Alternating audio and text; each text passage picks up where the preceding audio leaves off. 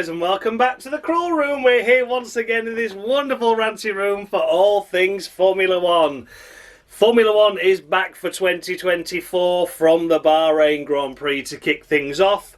And what could be said other than, oh dear. Oh. I'm sure there was plenty of people napping during that race, wasn't there? It was a very, very dull and drab affair. Apart from a couple of good overtakes from Carlos Sainz, a nice recovery through the field from Stroll that we didn't really see much of, to be fair. Yeah, most parts it was very, very dull, very mundane, and I would give it a 3 out of 10 at a push. Wasn't a good race, wasn't a good way to kick things off with the season, especially when we was expecting the pack to be closer. It was closer, there just wasn't much overtaking, which was a bit of a shame, wasn't it? So before we kick things off, of course, there's no scoreboard to go through, but I will just go through the rules as always. So, if you've never seen this series before, I award the drivers out a maximum of 10 points based on their race weekend's performance, and I go all the way down to 0 if they have a particularly bad one. Take a look out for bonus points though. They're sometimes an offer for some drivers that do something extra special during a race, and on the very rare occasion I do award minus points to those drivers that do something extra special, but for all the wrong reasons. As mentioned, no scoreboard to go through, so we'll just kick things off with the race winner then, shall we? It is, of course, Max Verstappen. A nice and easy one to kick things off with, really. Pole position, led every lap, fastest lap, won the race. There's not really much more to say than that, is it? His 5th Grand Slam in Formula One, tying with Michael Schumacher and someone else, which I believe is... who else was the other one? Alan Prost, is it? Or is it Ayrton Senna? Either way, there's only Lewis Hamilton and Jim Clark got more than that. So, yeah, once again, it looks like it could be another dominant year by Red Bull, which is nothing unexpected, is it? Let's be honest. It's nothing like we were really surprised that he's suddenly all the way up that road and 22 seconds ahead of his teammate. But yeah, Max Verstappen once again has got the stronghold of this championship already. Be interested to see what happens in the next few races, because we've got some different circuits. You've got a night race in Saudi, you've got a street race, of course, at Australia, so to speak. I know Saudi's sort of street race, but you get me. And of course Japan then, which is a purpose-built race circuit, again with more high speed, but also some low sections as well, particularly the final chicane. So I think after these first few races we'll really assess how dominant that Red Bull is, but for now it looks like in the hands of Max Verstappen once again it's going to be a runaway championship, taking away maximum points from the race available, 26 of them, and as mentioned, securing his 5th Grand Slam in Formula One. It can be no less than 10 points, can it? No less than 10 points to Max Verstappen, because once again he has really just been a cut above the rest. The Red Bull team going with a radical car design to the Mercedes that failed last year. It's looking similar to that, but it's of course what's underneath that counts. So did a fantastic job. So yeah, a perfect 10 to Max Verstappen. Well done to him. What a way to kick the season off for Red Bull. And in second place we come to Checo, Sergio Perez, and to really put pay as to how bad his second half of the season was last year. This is Checo's best result in Formula One since Italy last year. So it was the last time he got a second place was Italy last year, Monza, which is madness, isn't it? Absolute madness. But here he is, securing second place. Didn't have it quite as easy as his teammate. Had a difficult qualifying, only qualified in 5th, but was able to make ground at the start and get into 4th. And then as the strategy and the pace played out, of course, Leclerc had difficulties, and the way that Ferrari shafted Sainz obviously meant then that Sainz wasn't a threat later on. Did come close, but wasn't close enough. And yeah, that just meant that Checo in the end had a 3-second lead over to Carlos Sainz, 22 seconds behind his teammate. This is what Red Bull need from a second driver. They don't want anyone to challenge Max, heaven forbid. But of course they do want to see him secure the best place possible, which is second place, and that's what he did. So yeah, difficult qualifying. He needed to really be on the front row lockout, but the pace just didn't look there. Thankfully he did manage to find some time, because otherwise he could have been even further down the field with the times he did in Q1 and Q2. And then in the race, it came good for him. He managed to get, you know, a couple of cars off the line, and then, as mentioned, then with the strategy and things. And then just the pace of that Red Bull did eventually overtake the rest of the cars that were struggling with tyre degradation. So yeah, Checo this race weekend, I can't be critical of him. It was decent, but it obviously wasn't as good as Max. So I'm going to give him a generous 8 to kick things off with the season. I think 8 points is fair for what he's done. I don't think he's back to his best. He certainly doesn't look to be anywhere near close to matching Max, but we'll see. With the strong qualifying, if he lines up alongside Max, maybe the race will go different and he can at least maybe get a bit closer to him, but we'll see. All that's to come, but for now, it's 8 points to Checo. In third place, we come to Carlos Sainz. Smooth operator, smooth operator. And a smooth job he did do indeed. What a fantastic effort by Carlos Sainz to secure P3. He did really well. Lined up alongside his teammate in qualifying, so couldn't be any faultless to that really. You're either quicker than him or you're not, but at least you're alongside. Just a tenth slower in qualifying overall. But that wasn't too bad at all. And then in the race itself, it looked like he was going away from him, wasn't it? Russell initially got past him, and it looked like Russell could be on for a podium in the Mercedes team. His teammate Leclerc was complaining of braking issues, but Carlos Sainz was stuck behind him for a number of laps, eventually got past him, and then Ferrari decided that they were going to favour Leclerc on the first round of pit stops. That meant that when Carlos Sainz pitted again, it came out not only behind his teammate, but also behind Russell once again, and he'd already made a move on. So it was a really, really weird situation. Ferrari clearly making it clear and obvious that, yeah, we know Sainz is going at the end of the year, and we don't want to put any support into him at all. The most telling of that was not only the pit stop strategy, which I think could have meant that Perez could have been a little bit more under pressure from Sainz. I reckon realistically, the time that Sainz was stuck behind Leclerc, which was clearly struggling and admitting he was struggling, he got stuck behind him for at least 5 or 6 seconds. He was only 3 seconds down the road from Perez at the end, so I don't think he'd have got Perez, but he could have certainly got within the DRS and made Perez's life more difficult and could have forced him into a mistake. But the most telling thing about the whole thing with Ferrari is Carlos Sainz jumped out of his car at the end of the race, ready to congratulate his team, and no fucker turned up. I mean, that's Valtteri Bottas vibes from Russia back in 2018, was it? Or 2019, whichever race it was. But yeah, his team didn't turn up. And then the people that celebrated on the podium with him, or not on the podium, but, down below while they were spraying the champagne and everything, were literally just the crew of Sainz's car. That was it. There was no management down there. There was no Fred Vasseur. There was no one that came from the Pratt perch to celebrate that achievement with him, because they clearly are already thinking, shit, should we have already got rid of him? But this is Ferrari mentality for you, isn't it? They don't give a shit about the drivers, it's clear to see. But Carlos Sainz, keep doing the job you're doing fantastically well. And for this weekend overall, I'm going to award him 9.5 for that effort. Fantastic effort by Carlos. Can't really fault a thing, it'd just be nice to see him get one up on his teammate in qualifying. I'm sure that will come as the season progresses. And I really hope that Carlos Sainz can get a solid driver switch. I think Red Bull's on offer for him personally, and I do also think that Mercedes is on offer as well. We already know how good a job Carlos can do, but if he can just continue this level of consistency and keep beating Charles, I think he's all for it. I think he's going to get quite a good seat, and he could end up being the beneficiary of Ferrari ditching him. But we'll see. Early days yet. But for now, 9.5 to Carlos Sainz. And securing fourth place, it is of course La la, oh sacre bleu, shalala, with your braking issues. For the first 10 laps, he was everywhere on the track. He was going off the track, particularly at turn 10, several times. We saw wide moments at the final corner for him as well. He had a massive braking balance, which I don't doubt. You could see that there was clearly an issue with that car. But yeah, Charles overall did the best job he could with the car he was given this race. Straight away from lap 1, he had that braking issue. So something clearly wrong with the brake pads or discs on one of the sides or both. And yeah, he said it was undrivable and it was dangerous in the early stages of the race. But then it seemed to calm down and the problem didn't get any better, but it didn't get any worse. So he was able to drive around the issue. I think fourth place is a fantastic achievement considering what he did do. Considering how bad the car was, I don't think he did a bad job at all. That being said, though, for Charles, I think this is the first race, of course. We know that Sainz is obviously off somewhere else next year. Ferrari giving him the boot. The Ferrari protege of Charles Leclerc staying firmly within the Ferrari squad for several years to come now, I believe until the end of 2029, so he's not moving anywhere. And for me personally, yeah, I don't think Charles did anything wrong. He had the braking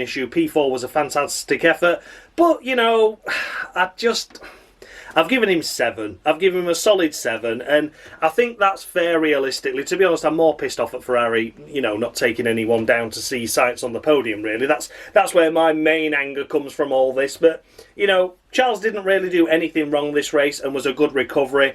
But is the Ferrari golden boy, is the golden shower like Vettel was a few years ago and the shafted Raikkonen royally until they had no choice but to let Raikkonen win. I think Sainz, it's going to be a difficult year for him. I think, of course, Leclerc is going to be their golden boy, so we're going to have to look into it as the season progresses when Leclerc's not got any issues and see who's favoured more, but we can already see it's going to be Leclerc. So yeah, I've scored Leclerc a solid 7. I'm not angry at him. I think he's done a great drive there. Maybe should have got 8 from me, but as it is, I was just a little bit initially annoyed at how it went with Ferrari after the flag and during the race as well. So yeah, no disrespect to Charles, but he's the golden boy.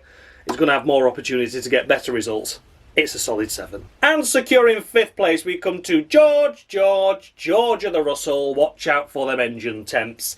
Here he is securing a top 5 finish, which is first year in Mercedes. He couldn't stop doing, could he? 2022, it was top 5s all the way. But here we are in Bahrain, the first race of the season. Securing a top 5 finish is decent after a good qualifying as well, it must be said. P3 finish in qualifying was a great way to start the season. Yeah, and then in the race itself, it looked like he was going to be a podium contender throughout the most part, but then engine temps were creeping in, and unfortunately they'd gone for the wrong aero package on the car. Russell really explained this quite well, actually, for those that aren't really familiar with Formula 1, but they have different type of cooling packages that go inside the side pods, so obviously they can make the side pods tighter. You can get more aero, of course, with the less big gaping holes to cool the radiators down, and based on what they saw in testing, they thought they could go for the narrowest of cooling slots. Turned out during the race that was the wrong choice and they should have gone the next size up. He said that next size up would have cost them approximately 1/4 of a tenth, but because then they had to cool the engine down because they'd gone for the wrong size, it was costing them up to 4/10 a lap. So yeah, it was a really good insight to that, and it just shows you the level of getting it wrong could be really detrimental. You think if George hadn't cooled the car, it'd have been an engine failure. So yeah, P5 I think in the end was the best job George could do. Relatively happy with that, to be honest. Nothing spectacular, nothing special. I don't think he put in a stunning drive anyway, but he was certainly impressive in qualifying and in the early stages as well. Of course, I am aware he was hampered by the temperatures creeping up a little bit, but I have scored him a solid 7.5. It's the first race of the season. We're finding out the pecking order. I've not been harsh, but I'm not being overly kind to everyone just for the sake of it. I think, Max Verstappen deserves a solid 10. I think George Russell deserves solid 7.5. It was great, it was good, it was decent, but it wasn't anything astronomically good, or, as Toto Wolff put it, in another galaxy. He wasn't in another galaxy, was he, Russell, this race? So 7.5 is fair for me, and that's what he's getting. And then we come to Lando Norris in the McLaren. Hallelujah, praise the Lord. McLaren have scored points in Bahrain. Wow, oh wow, the first time in a couple of years that's happened. Last year was dog shit, the year before that was dog shit as well. And here we are finally with points on the board for Lando Norris securing 6th place. Best job he could do with the car he's got at the moment. Bahrain's never been a strong circuit for McLaren anyway, they've already admitted that. And to come away with points on the board in a circuit that you're not so strong with and beating a Mercedes as well, I think is decent, particularly beating the Aston Martins as well. That was a good effort. So, yeah, I think it's a solid effort, a solid drive. They were quite quiet. They'd done the job that they needed to do in qualifying. They're able to put that into the race programme as well. And in the end, just come away with a good handful of points. And, if the car is more characteristic to the faster stuff, these next 3 races are going to be absolutely fantastic for the McLaren squad. And maybe we could even see them rivaling up there with the likes of Ferrari. Who knows? But, early days yet, but we know it's a circuit that doesn't suit the McLaren car for whatever reason. But that's over and done with now. We've scored points. So could it be a step up next time of let's get both cars inside the top 5 now and maybe push for a podium or 2 as well. So we'll wait and see. Long season ahead. 23 races left. Jesus. That's if Singapore doesn't get thrown off for this corruption shit, but we'll see. But yeah, overall, I think it's a solid 8 points to Lando Norris. A great way to start his season. It's certainly a turnaround in fortune for McLaren based on where they've been in previous years to this exact point. But of course, they'd have been looking maybe a little bit further up the field. But as it is, as I've mentioned, not a circuit that suits them. I think they're going to go further and further up the grid as the season progresses. But for now, 8 points to Lando Norris. Then in 7th place we come to Lewis Hamilton, the three Brits all finishing together. And Lewis Hamilton, the latter of that. So yeah, 7th place for Lewis Hamilton after a difficult qualifying, only secured P9 in qualifying compared to his teammates P3. But as the race progressed, they sort of merged in the middle, didn't they there? You know, George finishing 5th, Hamilton 7th, Russell lost a couple, Hamilton gained a couple, and yeah, you know, all in all, again, same sort of issue as George. They went for the most extreme cooling package. That didn't work. Hamilton wasn't comfortable with the car, was he, though? His seat broke during the race. It was a lot to deal with for Hamilton, so the fact he was able to gain a couple of places was a good effort in that itself. Made a good move on Piastri as well, who had just come out of the pits, but unfortunately McLaren didn't quite get the strategy right. Piastri on cold tyres tried to defend into turn 1 and then just promptly went straight on, and Hamilton was like, yeah, cheers mate, I'll see you later. So yeah, you know, overall for Hamilton this weekend it was okay, but nothing impressive, and for that reason I've given him 6.5. I think he deserves a point less than his teammate. I think that's fair. The qualifying wasn't as good, but the race itself, they kind of met in the middle and were fairly equal. They'd certainly like to finish ahead of both of the McLarens, but as it was, one car didn't do that, so maybe they'll be looking to do that next time out. Maybe Saudi will suit the Mercedes more, or maybe they'll go backwards. We'll wait and see. But for now, it's 6.5 to Lewis Hamilton. Finishing in 8th place, we come to Oscar Piastri. There he is, Oscar Piastri. No longer a rookie in Formula 1. No rookies in Formula 1 this season, of course. And what can be said for his race overall? Qualifying matched his teammate. Can't do anything more than that. It was a little bit touch and go as to whether he was going to get into Q3, but he did luckily get through and lined up alongside his teammate, which was a decent effort. In the race itself, they were close between each other. They were that close even. David Croft. Fucking hell, David Croft, first race of the season, and we're mentioning him. Didn't have a fucking clue what he was saying, did he? Didn't have a clue what he was saying at all. Oh, when Lando Norris has got ahead of... No, I mean, Piastri. Oscar Piastri. Oh, and then... I don't know which way round they are. Martin, help me. Help me, Martin. I'm only doing 21 races this year. I think my days are numbered. I can't get the McLarens the right way round. So yeah, that was David Croft. But yeah, Oscar Piastri, again, a solid weekend overall, you know. Did the best job he could with the car he had. The strategy wasn't great from McLaren, which is why he slipped behind Hamilton. Did his best, but it wasn't going to be ever good enough on those cold tyres. Yeah, overall, I think I'm fair with saying it's a solid 7 to him for that. A solid 7 to Oscar Piastri. Because why not? I think he had a good race. It was solid. Again, nothing spectacular or special though. So yeah, a solid 7 to Oscar, and I hope McLaren have better form as the races progress. And in 9th place we come to Fernando Alonso. Wow, oh wow. If it had compared this to 12 months ago, and it's just not gone well, has it, at all for Aston Martin? But this is where they were looking in qualifying and in testing, to be honest. It was looking like they were going to be the 5th best team, and technically they are the 5th best team, picking up 9th and 10th for both Aston Martins respectively, with Fernando Alonso just pipping his teammate to the post there to pick up a couple of points and not just one. Alonso had a stunning qualifying lap, though it must be said. Even Alonso admitted himself that P6 position wasn't where they were expecting to be, so they were quite happy with that. They could do more with the car and the strategy from there, but they elected to go for this really long run in the middle of the race on the hard tyres, and were practically getting overtaken by anyone that they were going to be racing at the end.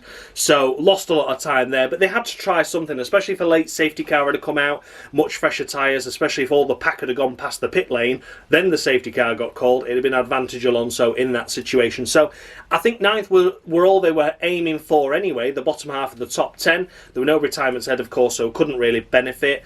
Alonso, maybe had he been put on a different strategy plan, could have maybe grabbed that Piastri position, but as it was, it wasn't really anything to go by. A couple of points here and there. I don't think it's going to make a vast difference to Aston Martin's campaign this season. I think the way that the teams have finished now is how they're pretty much going to finish the rest of the season in terms of the point scoring teams anyway. So yeah, Fernando Alonso, it's going to be a solid 7 to him as well. Again, nothing special, nothing spectacular.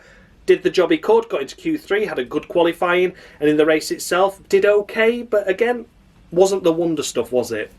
7 to Alonso. And securing the final points paying position, as already mentioned, is Lance Stroll. Oh, Daddy bought me a racing team. So he's in his 8th or 9th season now. And have we seen any progress from Lance? Well, no, not really.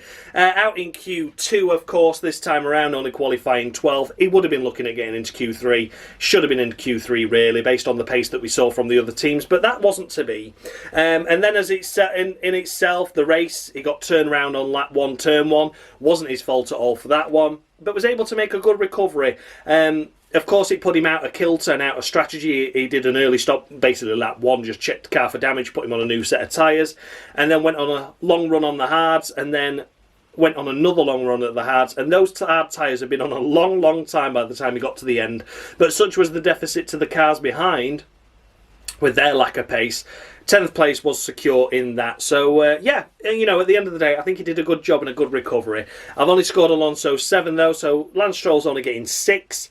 I think that's a fair score for him based on where he qualified. And had he been a little bit higher up, he'd have probably avoided those shenanigans of being in the mid-pack and could have maybe rivaled his teammate. Maybe if we'd have seen both Aston Martins in Q1, they could have put Alonso on the long strategy like they did with the hard tyres and keep him out in that middle stint.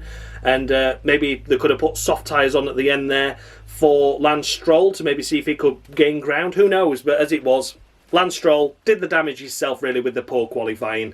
Wasn't his fault he was turned, but if he'd been higher up, he'd avoided it. And, yeah, a good recovery to pick up a point.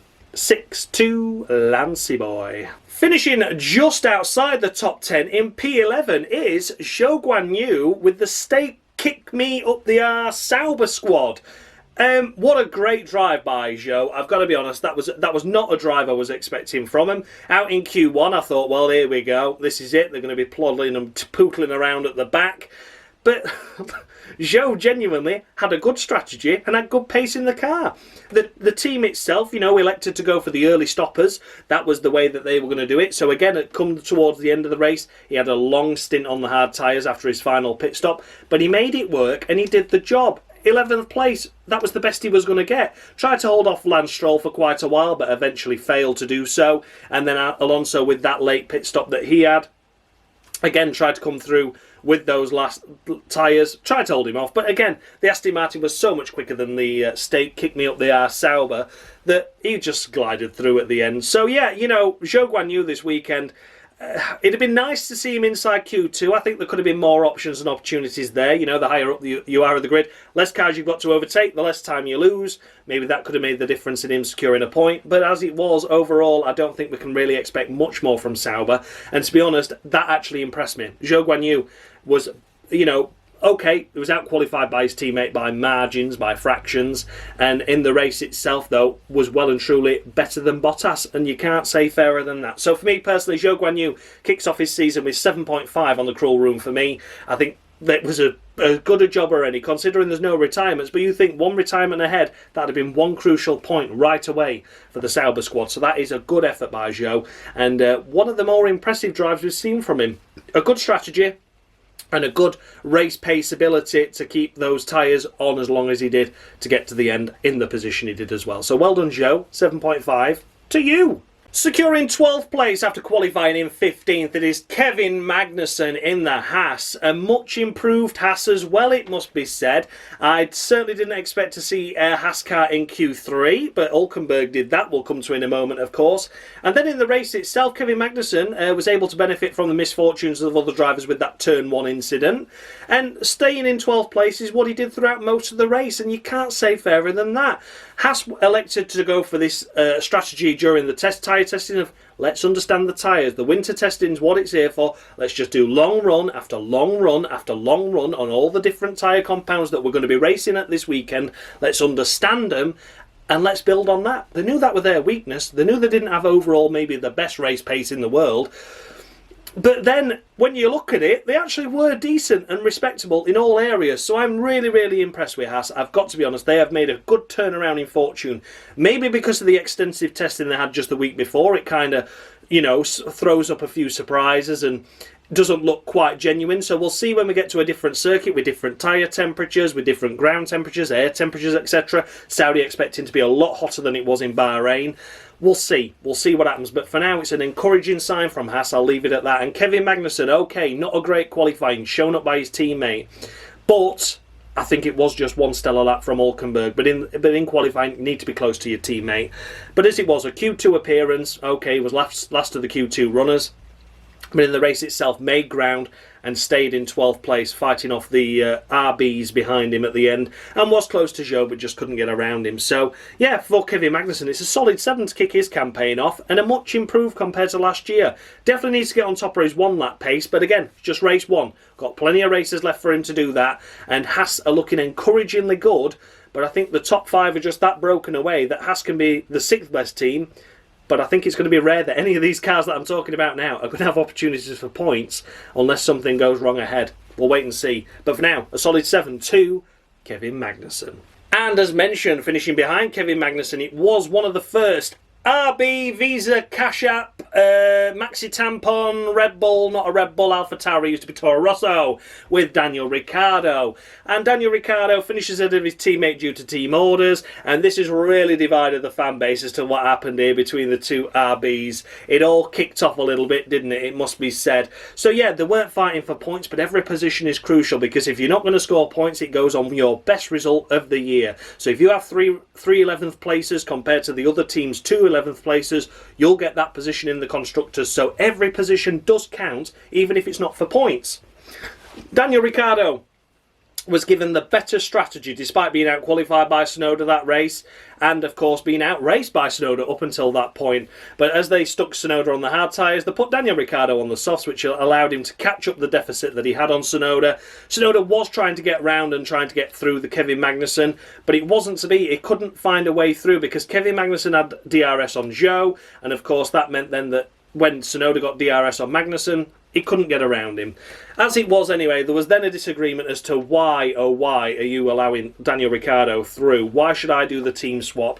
Yeah, he was on better tyres, I agree. But I can see where Tsunoda's coming from here. I think already early on, the talk is all about making sure Ricciardo gets back into that Red Bull because Christian Horner loves him. That's the only way round I can see it. And I think that they are trying to play a little bit of interpolitical team games there between RB, Red Bull, and of course the drivers in saying, look, let's try and make Ricciardo look like the better driver. I think that's why he was given the better strategy, and I think that's why Tsunoda is fuming.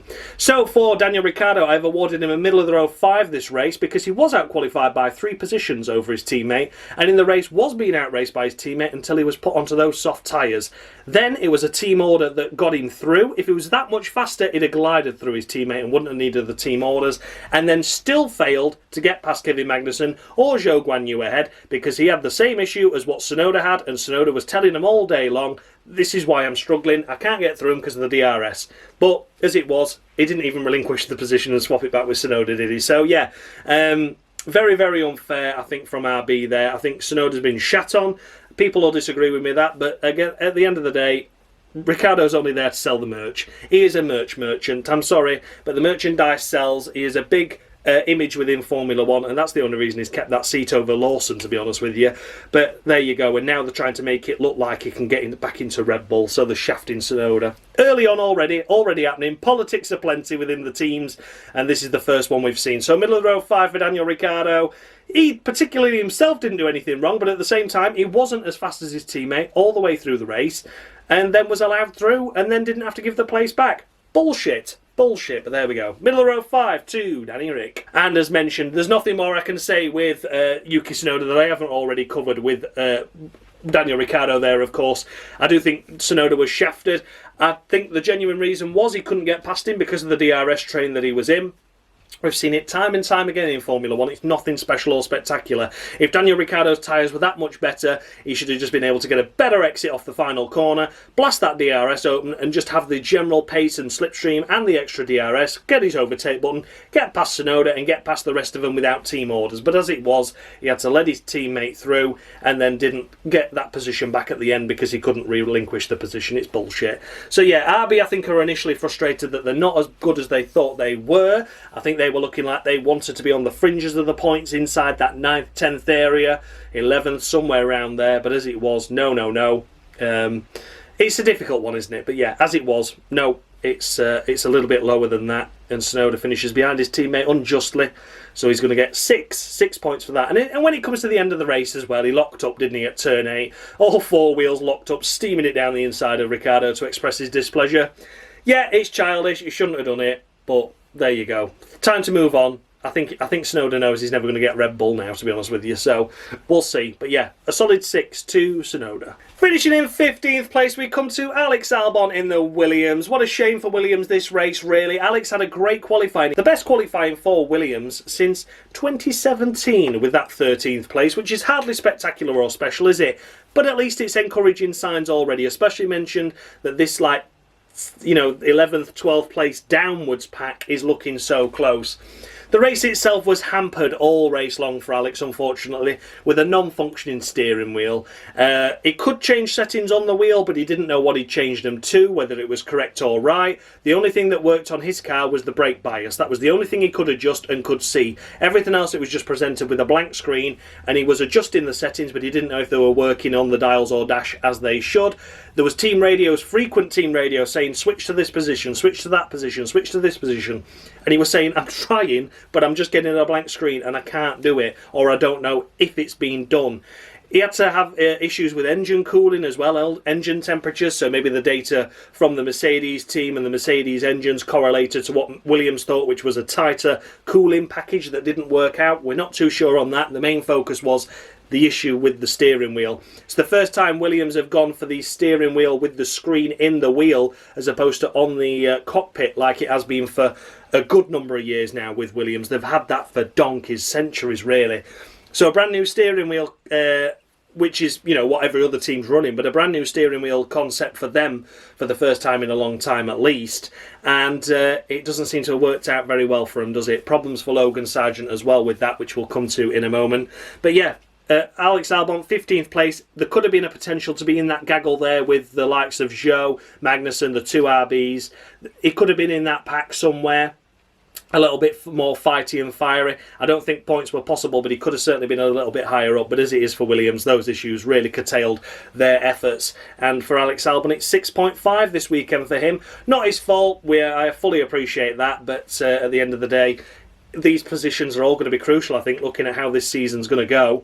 It's going to take a lot of craziness to happen up ahead for any of these teams now to actually pick up a decent haul of points apart from the odd 1s and 2s. But we'll wait and see. We'll wait and see. But yeah, for now, 6.5 to Alex Albon.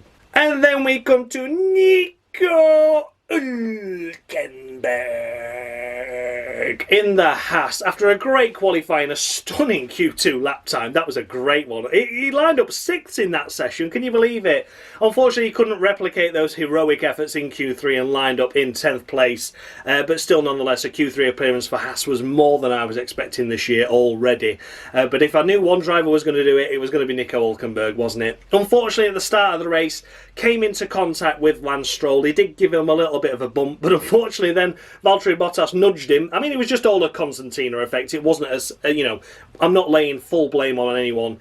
But, at the end of the day, Hulkenberg did ultimately nudge Stroll, but then because he'd lost momentum, Bottas nudged the back of Hulkenberg, which meant he nudged Stroll again, which was the one that rotated him round and gave Hulkenberg the wing damage. So a little bit unfortunate there. Yeah, it's a first corner incident. Shame, it was off the line a little bit difficult. He was already in that position where he was behind Stroll, so shouldn't have necessarily been there. But for the race itself, it was good pace. And then this is the surprising one. Everyone's looked at Hulkenberg's data after the race because most of the time he was in clear air, not in traffic, because obviously he lost the time pitting for the wing. And he had the same race pace as the Aston Martins, which is fantastically encouraging for them. And again, no tyre life issues. So this is looking positive for Haas. But it's just a shame it's come a little bit too late, where it doesn't look like it's going to be a chaotic top 10. It looks like it's always going to be Red Bull, Mercedes, Ferrari, Aston Martin and McLaren in whatever order are just going to be filling the top 10 positions for the points. So Haas have maybe got good and got better, but it's going to be difficult to try and prove those points. Had Hulkenberg got off the line nicely, they could have maybe, stayed in that P10 area for a little while and maybe could have finished ahead of Stroll or Alonso, depending on how their strategies played out. But yeah, we're never going to know, are we? But for now, Hulkenberg, a middle of the road 5 to him for that. Don't want to be overly critical of him. Yes, it was a first corner incident, and yes, it was predominantly his fault, but it was just unfortunate, trying to make up after a difficult start. I've criticised him enough for that. A great qualifying, though, saved him. Miller 05 to Nico Hulkenberg. And then we come to the Alpine of Esti Bestie Ocon, Esti to you, ain't like Esti Bestie Ocon. Well, Esti Bestie Ocon, I think Alpine has certainly passed their Esti Bestie out there. Jesus Christ, what an awful race. I don't even know why they bothered turning up. Rumours now that there's already more management resigned and more engineers and technical directors fucking off and leaving left, right and centre. This is the problem with Alpine. They've got too many chiefs and not enough Indians, unfortunately. There's too many people trying to put their input in and blah, blah, blah, blah, blah. Shouty, shouty, shouty. Sack him, get rid of him. He's the main problem. What's he doing? Get rid of him. Move him over there. Put him there. Left, right. Get all these people rid of mid-season. Let's drop people in after the car's already been designed for 2024 and then blame them for why it's so bad. They keep reporting numerous times that the whole car is totally brand new apart from the steering wheel, which is still Jolyon Palmer's from 2016. Well, that's your fucking issue then, isn't it? That's your issue. You've got a remnant of Jolyon Palmer left within your vehicle and you think all of a sudden it's going to do well. No, it's the ghost of Jolyon. Come on, we've seen him before on the Cruel Room series a few years back. The ghost of Jolyon is certainly a frightening beast and you don't want to be putting him anywhere near that car. So get that steering wheel out, put another one in. It's Formula 1 for fuck's sake. You're meant to have a new steering wheel every race, or, you know, you're meant to spend ridiculous amounts of money on shit that doesn't matter, but you're keeping a Jolyon Palmer steering wheel in the car? In the car? What on earth are you doing? You know, Jolyon Palmer takes great pride in telling you at every given opportunity this season so far that, oh yeah, it's only the steering wheel that's the same, and it was mine from all those years ago. Yeah, fucking get rid. So yeah, maybe if they get rid of the steering wheel, listen, hear me out, Alpine. Hear me out. I used to be in motorsport many years ago in Formula Renault. You know, I used to know my stuff. All right, I knew fuck all. But yeah, you know, just change the steering wheel. You'll find half a second there. I reckon you will anyway. So yeah, Alpine have just been a total joke and a farce this race weekend overall, and I think they're going to remain a joke and a farce for the rest of the season, to be honest. I was expecting it to be that bad. I didn't expect it to be this bad. This was embarrassing, wasn't it? Last of the runners without issue and last in qualifying for both drivers. Disgraceful. So it's a middle of the road 5 to Esti Bestie Ocon. I really can't give anything more than that because there was nothing to show. But yeah, that's that. Massive changes are needed to be made at Alpine, and I think one of the biggest changes is stop fucking making changes and get rid of that steering wheel. They're the two. Stop pissing about, moving staff around left, right and centre and sacking them and making them resign and forcing them to quit and all this lot, because it's not working. You need to have structure within the team, and even if you're singing from the same in sheet and it's totally wrong, at least you've got the chance to build the team up from there. Start from the bottom up. You know, someone might say, oh, let's have a three-wheel fucking Reliant Robin going round. Okay, let's do that. But if everyone can just be on the same page and go with it, and then they can go, that didn't work, let's move to that. Right, okay, let's try. And then you build from there. It's the only way Alpine are going to change and get better. If you're just changing people left, right and centre, coming in with radical new ideas, but then getting fucked up before their idea is seen through, how can you expect progress? You've got someone coming in then that has no idea what this concept of car is and going, yeah, I think it looks all right. I'd have done it this way though. Well, it's too late to change it. So yeah, massive changes are needed at Alpine, and I think the biggest one is stop getting rid of your staff and get rid of that steering wheel. So yeah, 5 points to Esti Bestie Ocon. And of course, finishing behind his teammate is of course Pierre Gasly, again last of the runners without any issues. But yeah, you know, I can't add anything more. There's not really anything to say about his race other than exactly the same of what I've already said about Esteban Ocon. There needs to be big changes at Alpine. So again, Pierre Gasly, middle of the road 5 to him. Can't do anything more. There's nothing to be shown there at Alpine. They're going to continue to struggle until the main updates come whenever they do decide to come. But for now, yeah, middle row 5 to Gasly. Both Alpine drivers are going to be wanting out, and there's plenty of places available next season at the moment, I would imagine. So let's wait and see. But yeah, for now, Alpine, Jesus Christ. And finishing in 19th place, we come to Valtteri Bottas.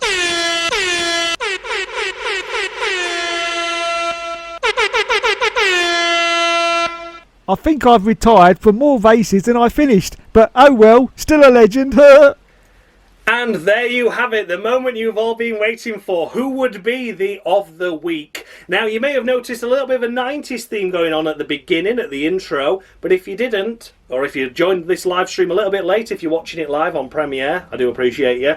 Then you might have noticed I'm wearing a 90s t-shirt. Apologies I can't get the whole picture in, but we're going for a 90s theme here in the Cruel Room this year, and this is why a Duchesseras of the Week was awarded. You're going to see a really fancy 90s style scoreboard in a moment, but yeah, you know, this is where we're going this season. We're going for 90s, we're going for retro, we're going for throwback with the Cruel Room series. So yeah, hope you appreciated the Duchesseras of the Week there. Now, will it be Duchesseras again next week, or will we have someone completely different?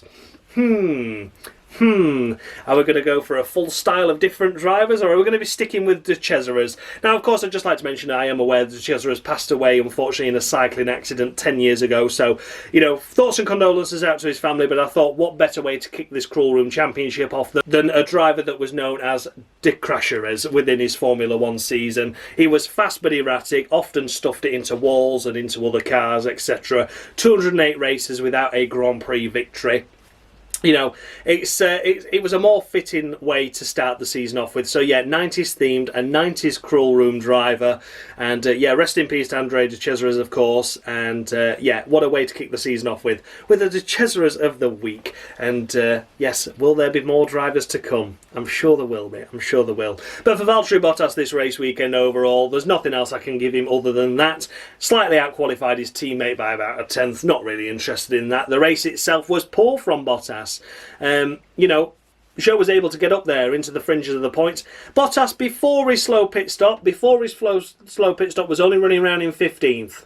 So that's why he's got it. It was difficult to give a driver an of the week award this season, or this race, because there was no retirements and everyone seemed to be having gremlins with the cars up and down the field. So it was difficult. But when I saw one driver, I took one look at him and thought, yeah, you did poor in comparison to your teammate, who I don't really rate anyway, and that slow pit stop really did just curtail your efforts, but your race was already looking like it was going to be of the week worthy before we even got to that. So, yeah, Bottas, really poor start, poor race, prior to that really slow pit stop, but he's the king of slow pit stops, isn't he? So, yeah, keep that up, Valtteri.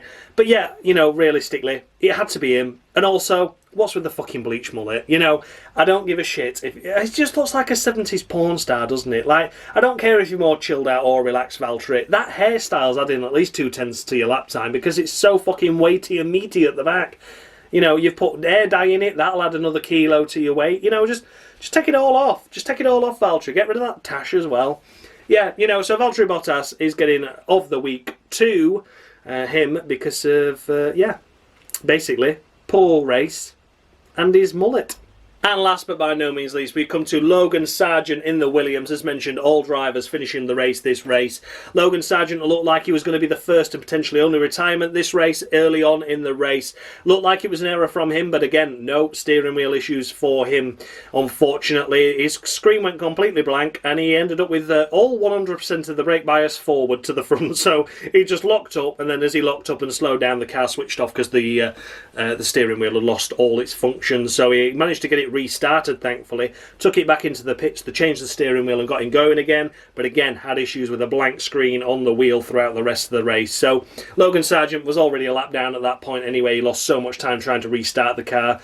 It wasn't his fault. He wasn't running in a spectacular or amazing position out in Q1 in P18, and then in the race itself was running around 15th, 16th, wasn't he, when that problem occurred. So certainly not setting the world alight, but it wasn't his fault why he was so far down. So for me personally, it's going to be 4 points to Logan Sargeant. Nothing special, nothing spectacular. A below average performance nets him 4 points. So then, guys, those were the runners and riders of the Cruel Room from the Bahrain Grand Prix. Let me know your thoughts and feedback down below. Did I score any drivers too high, any too low? The updated standings are on the screen now for you to take a look at and have a look and see how you think the standings ranking and how you think how fair or unfair it was just after that one race. Of course, it's all much of a muchness and will be for the next few races, but as you can see, anything can happen in the Cruel Room, and it usually does. Valtteri Bottas with a yellow card at the side of him there. If he gets 5 yellow cards, that turns into a red, and it means he gets disqualified. So you've got a chance to see the drivers